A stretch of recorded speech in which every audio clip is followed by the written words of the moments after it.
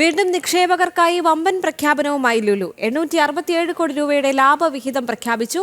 2025 ആദ്യ പകുതിയിൽ 36,000 കോടി രൂപയുടെ വരുമാനമാണ് ലുലു നേടിയത്.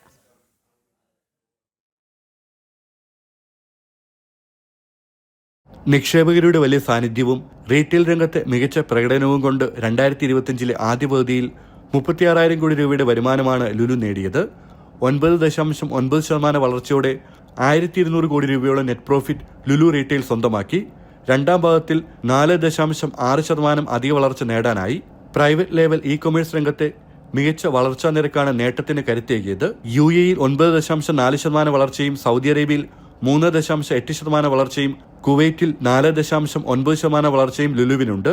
ഇതോടെ നിക്ഷേപകർക്കായി 867 കോടി രൂപയുടെ ലാഭവിഹിതമാണ് ലുലു പ്രഖ്യാപിച്ചത്. 78% ലാഭവിഹിതമാണ് ഇതോടെ നിക്ഷേപകർക്ക് ലഭിക്കുക.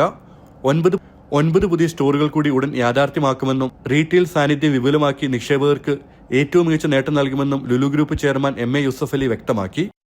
ജനം, ദുബായ്.